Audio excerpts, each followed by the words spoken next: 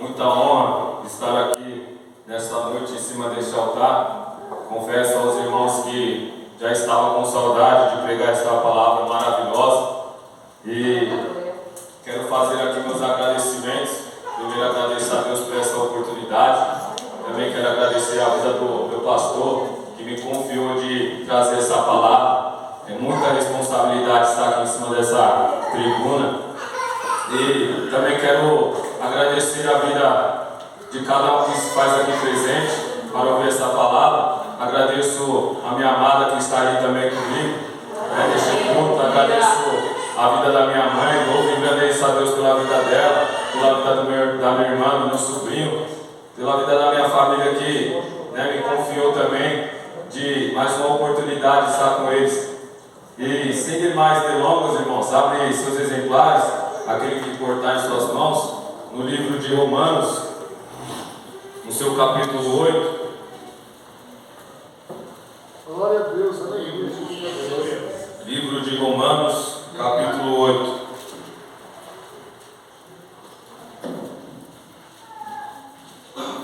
Aleluia. Quero tributar também toda a honra e toda a glória a Jesus Cristo. A Ele seja dada toda a honra, toda a glória, porque sem Jesus nada nós podemos fazer e todas as coisas foram feitas por eles, e para eles são todas essas coisas. Então, todos que aqui estão são de Jesus, esta igreja é de Jesus, nós somos de Jesus e todos que aqui se fazem presente estamos e compartilhamos algo de Jesus Cristo a cada dia. Sem demais, vamos fazer menção desta palavra no livro de Romanos, capítulo 8, no seu versículo 37. Amém? Todos acharam? E diz assim a palavra: mas em todas estas coisas somos mais do que vencedores por aquele que nos amou. Em outras traduções, a Bíblia vai dizer: mas em todas estas coisas somos mais que vencedores em Cristo Jesus. Pode se assentar, toma os seus assentos. E você que tem a liberdade pode engrandecer o nome do Senhor com as palmas bem fortes. Que toda hora.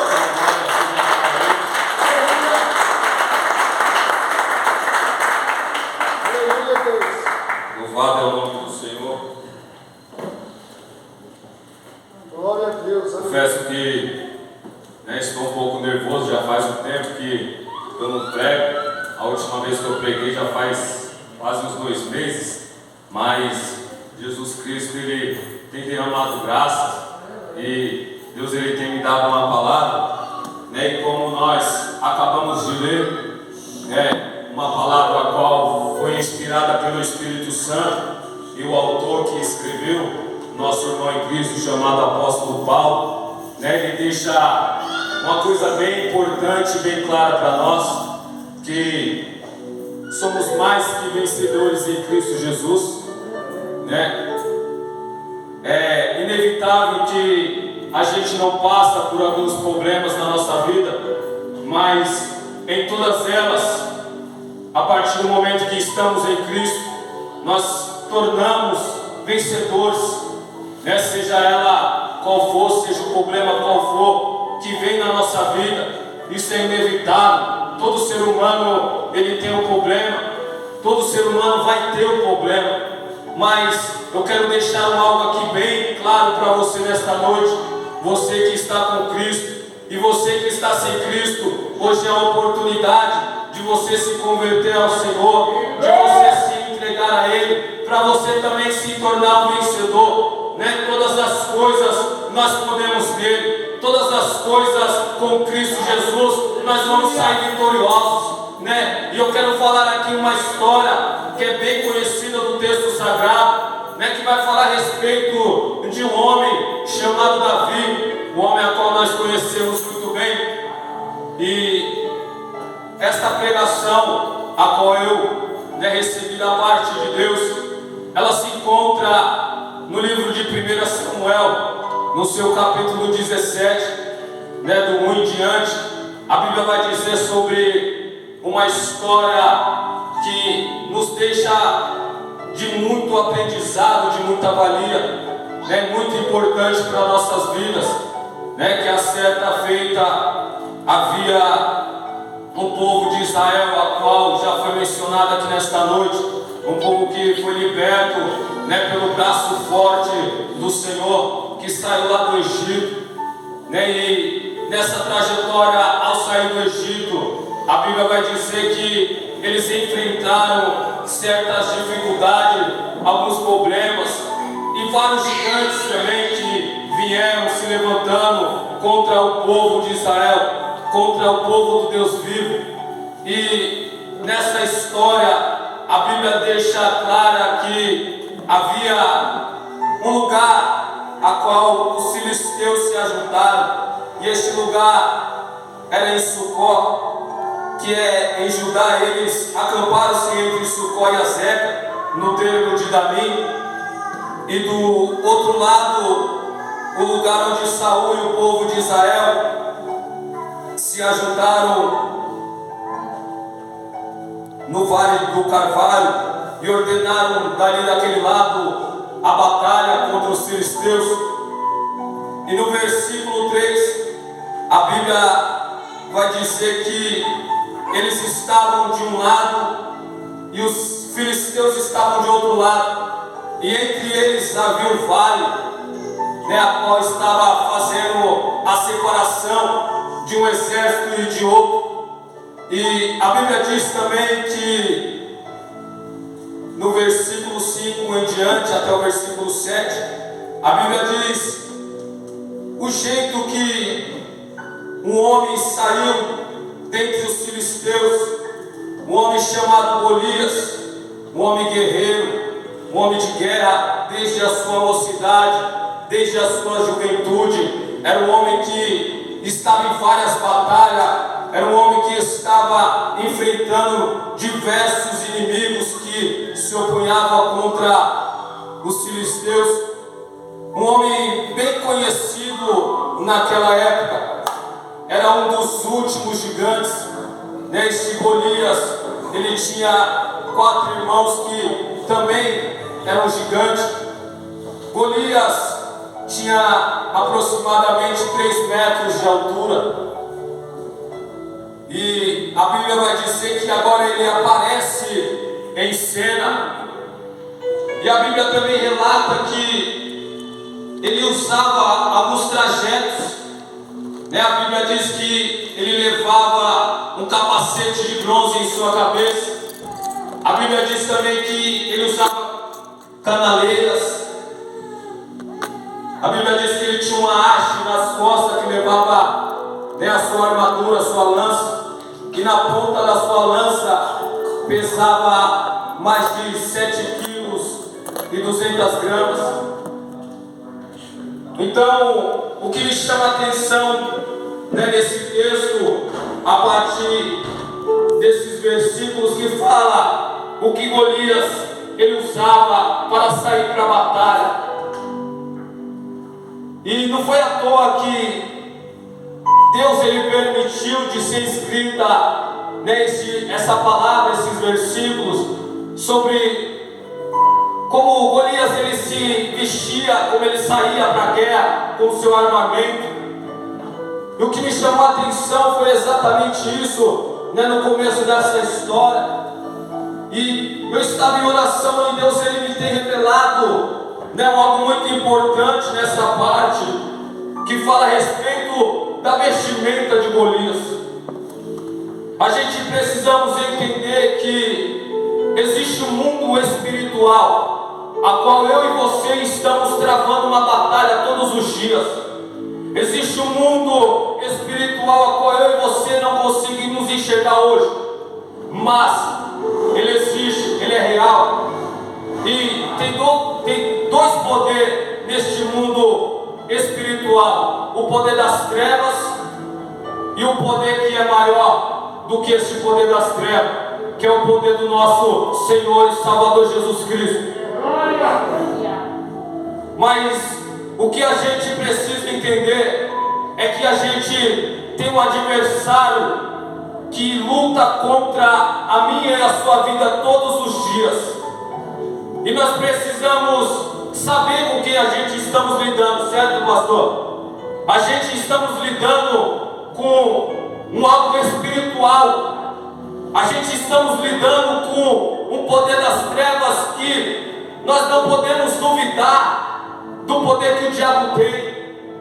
Porque lá no livro de Êxodo, quando Moisés ele desceu até Faraó, a Bíblia diz que em uma parte da história, Moisés ele lança o seu cajado, e o cajado de Moisés se transforma em uma serpente, e os magos não ficam surpresos com isso.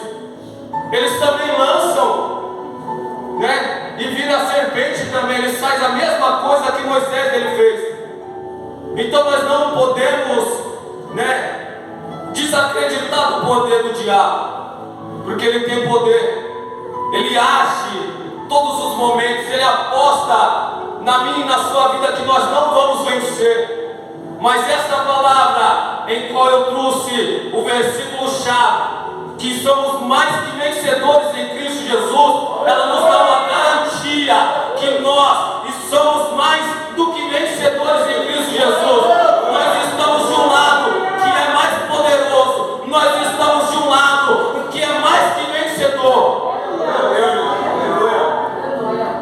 Só que a gente temos que entender e compreender muito bem que Satanás também tem suas vestimentas. Ele está na guerra a todo momento. E ele usa as suas armaduras. Ele usa as suas ferramentas. Eu acho incrível como ele conseguiu operar no Jardim do Éden. É uma coisa muito importante. Ele conseguiu entrar na mente de Eva. E essa é uma das armas que ele usa até hoje. Ele consegue entrar na mente de pessoas. Tem 5 pontos muito importantes nessa história. Um dia ainda vou ter a oportunidade de pregá-lo. E nós vamos conhecer muito bem as armaduras que Satanás ele usa para nos fazer sair diante da presença de Deus e nos tornarmos fracassados. O que eu quero já dizer para você e deixar bem claro nesta noite é que você precisa saber com quem você está lidando, com quem você está lutando. Você precisa conhecer o seu adversário, você precisa conhecer o seu inimigo, porque o diabo ele está operando de diversas maneiras. Ele tem operado na vida de pessoas. E pelo motivo de pessoas não conhecer ou desacreditar que ele existe, acaba se dando e se tornando fracassada. Mas eu estou pregando aqui para uma igreja, eu estou pregando aqui para um povo de Deus que sabe o que está fazendo.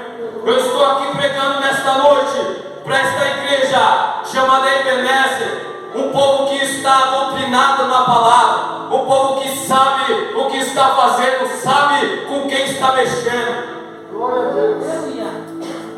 Só que eu quero já deixar algo bem claro: você é mais que vencedor em Cristo Jesus. E decorrendo o texto, a Bíblia diz que Golias ele se apresenta. E no versículo de número 8 e de número 10, a Bíblia diz que Golias ele fala assim para o povo de Israel: e parou e clamou as campanhas de Israel e disse: para que saireis a ordenar a batalha? Não sou eu filisteu e vós servos de Saul? Escolhei entre vós um homem que desça a mim. Versículo 10: disse mais o filisteu: hoje desafio as campanhas de Israel, dizendo: dá-me um homem para que ambos pelejamos. Golias, ele agora declara um desafio. Golias, agora ele deixa bem claro, em outras palavras, quem que vocês são? Não sou eu, filisteu, o que estou reinando até agora. Ninguém consegue me derrubar, ninguém consegue me enfrentar, e aqueles que tentam, eu derrubo. Em outras palavras, Golias estava falando isso.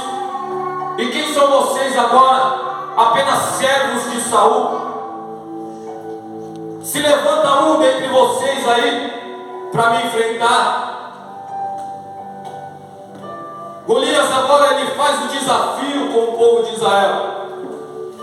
E o que eu acho interessante é que até hoje Satanás, conhecido como a antiga serpente, Diabo, Lúcifer, todos esses nomes foram dados para ele.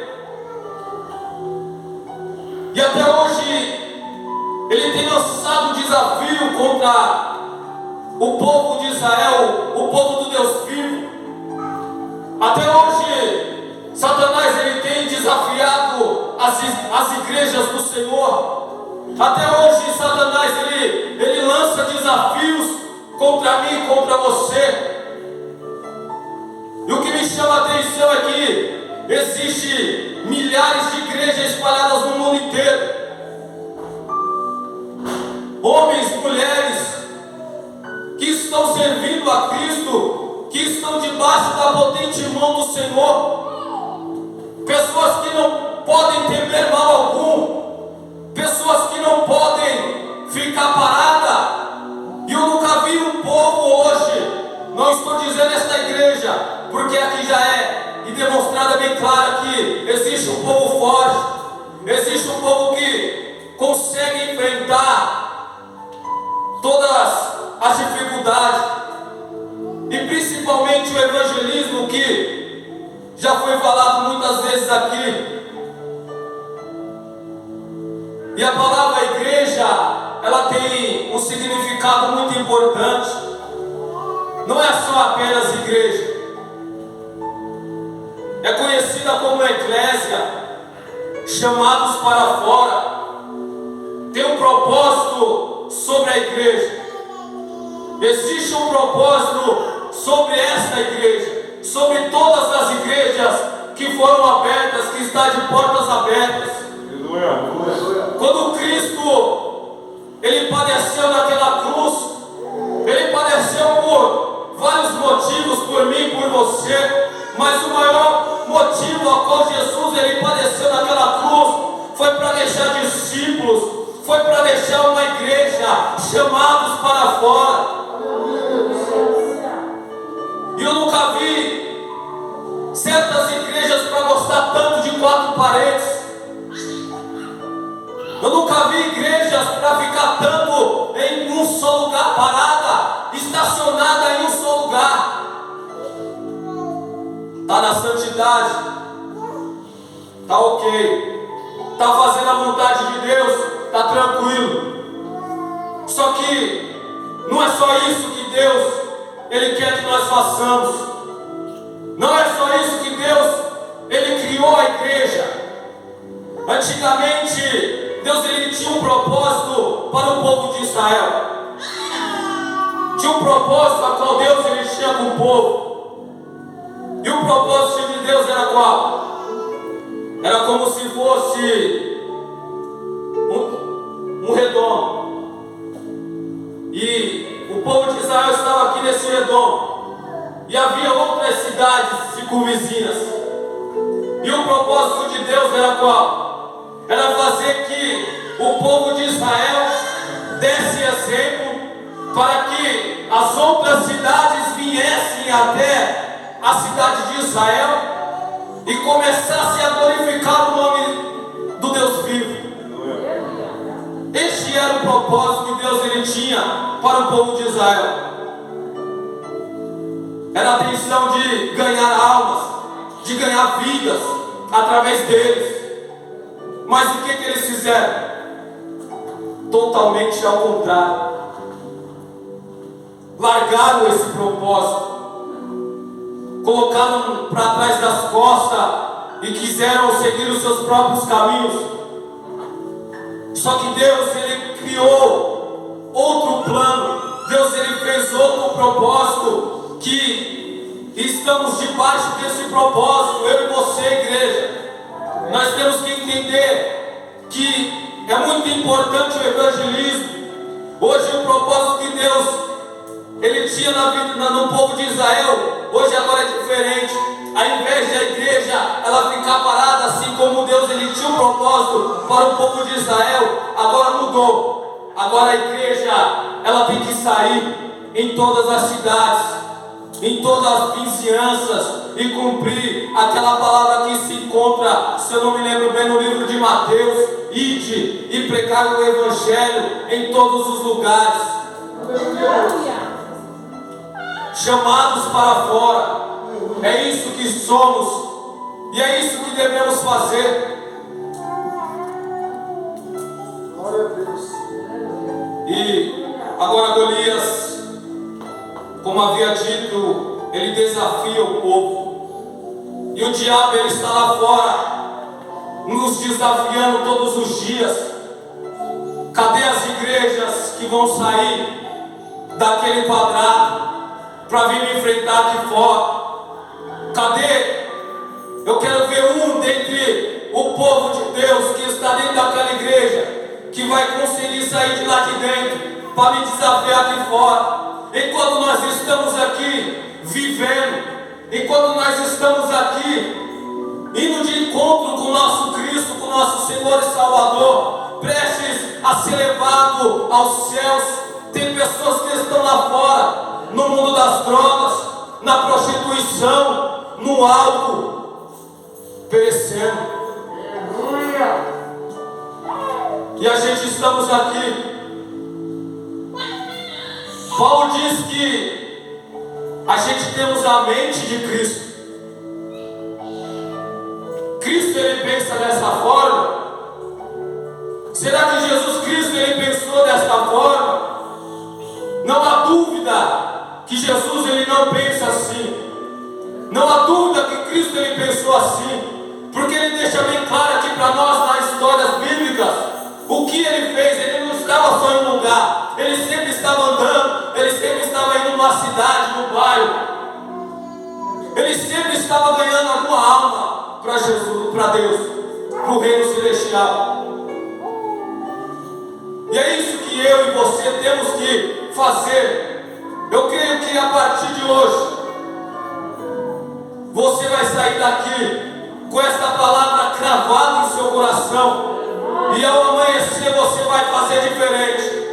Ao amanhecer você vai falar assim: ó, a partir de hoje, meu Deus, eu quero ganhar almas para o Senhor. A partir de hoje eu não quero ficar mais entre quatro paredes, eu quero sair para fora, eu quero evangelizar com o pastor, eu quero fazer a obra do Senhor, uma obra missionária, uma obra evangelística. Já foi falado que tem um evangelista aqui no nosso meio. Não é essa a forma correta, varão? Evangelizar, irmãos, é o que precisamos fazer, porque tem vidas que estão padecendo, morrendo, sem conhecer Jesus, sem ouvir uma palavra. Esse dia eu estava passando na viela e tinha um cara com uma latinha de cerveja na mão, cheio de droga no corpo. Ele olhou para mim e falou: me dá um dinheiro. Eu falei: ixi, tô pior que você, cara. Acabei de sair da cadeia, o negócio tá sério. Mas eu tenho um Deus que pode te tirar dessa situação. Da mesma forma que Deus, ele me libertou, Deus também pode te libertar. Ele olhou para mim e já falou: amém. Amém, glória a Deus. Então é isso que a gente precisamos fazer. Enquanto estamos andando para ir em um lugar, temos que olhar para o lado, olhar para o outro. Tem um mendigo lá na rua, na calçada, para, dá uma palavra para ele. Você não tem dado, não tem nada, não tem dinheiro, você tem uma palavra. Olha que Pedro, ele disse eu não tenho nada, mas o que eu te dou é: levanta e anda. Em nome de Jesus Cristo, levanta e anda. Você pode, através de uma palavra que sair da sua boca, você pode salvar a vida de alguém. Você pode resgatar uma alma e trazer ela para a luz. Uma palavra que sair da tua boca de edificação pode transformar a vida de uma pessoa. E você está aí até agora com a boca fechada. Louvado seja o nome do Senhor. E a palavra diz no versículo 11 que, ouvindo então Saul e todo Israel o que o filisteu havia falado, temeram muito. Eu quero falar aqui a respeito de líder, de liderança. E todos nós somos líderes, certo, pastor?